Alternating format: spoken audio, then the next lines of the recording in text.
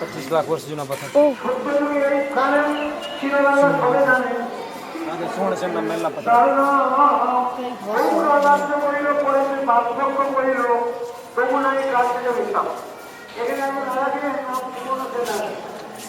जिस समय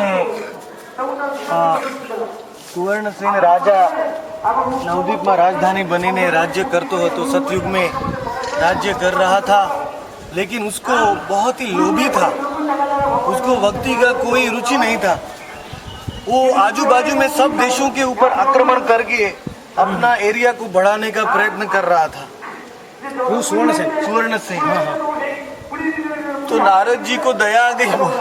बोला ये नवदीप में रहता है, नवदीप की महिमा नहीं जानता है, इधर उधर सब लोगों में आक्रमण करके और संपत्ति को बढ़ाने की कोशिश कर रहा है। तो नारद जी गए सुवर्णसेन के पास, बोले राजा तुम कितना देशों को जीत लिया, वो सब साथ में लेके जाने वाले हो क्या? राजा ने बोला नहीं। नारद जी ने बोला सुख के लिए संसार में सब लोग प्रयत्न कर रहे हैं, लेकिन सुख केवल राजधानियों को बढ़ाने से नहीं मिलेगा। तुमको असली सुख चाहिए तो तुम जिस जगह में राजधानी है तुम्हारी उस स्थान को समझ लो। ये है नवद्वीप धाम। कलयुग में बहुत बड़ा सीक्रेट नारद जी ने सुवर्णसेन को बताया। सुवर्णसेन को बोला गौर नाम ना लैया जे कृष्ण भजे किया सही कृष्ण बहु काले पाए, कि ये स्थान में तुम रहते हो, यहाँ ही कलयुग में साक्षात कृष्ण चंद्र आने वाले हैं और इस धाम को तुम समझ लो और इस धाम में ऐसा बोल यहाँ भजन करो अपने परिवार के साथ, सब लोगों के साथ गौर हरि की उपासना करो। ऐसा बोल के नारद जी वीणा में गौर हरि गौरांग गौरांग का नाम गाने लगे। वीणा बोले गौर हरि, नारद बोले गौर हरि। ऐसा बोल के नारद जी नाचने लगे। बोले धन्य कली आगमने, वो कलयुग कब आएगा? नारद जी खुद विचलित हो गए, आंख में आंसू आ गया। बोले अब मैं वेट नहीं कर सकता हूँ।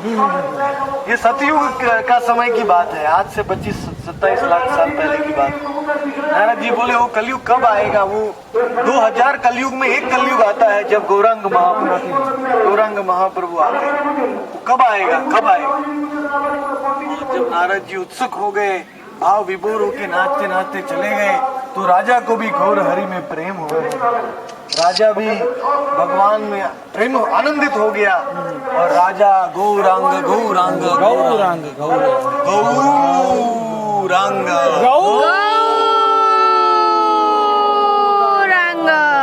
से बोल के राजा ने इतना तीव्र भाव से नाम लिया कि राजा को नींद आ गया। नाम लेते लेते समाधि जैसे हो गया। फिर राजा का आंख खुला तो देखते हैं कि राजा के भवन में इन पत्थरों के ऊपर गौरांग महाप्रभु नाच रहे हैं गदाधर के साथ, नित्यानंद के साथ। सतयुग में आ गए वो, उनको दर्शन दिया सुवर्णसेन को, क्योंकि ये धाम तो भगवान का नित्य धाम है। अभी इस कलयुग में आए, उसके 2000 कलयुग के पहले वापस इधर ही आए थे वो।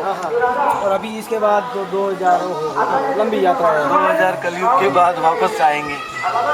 ये महाराज बार बार बोलना चाहिए ये सब चीजों को, ये चीज तभी गौरांग का जो ब्रह्मा के 12 घंटे में 1000 कलयुग होता है, ब्रह्मा के 12 घंटे की रात में 1000।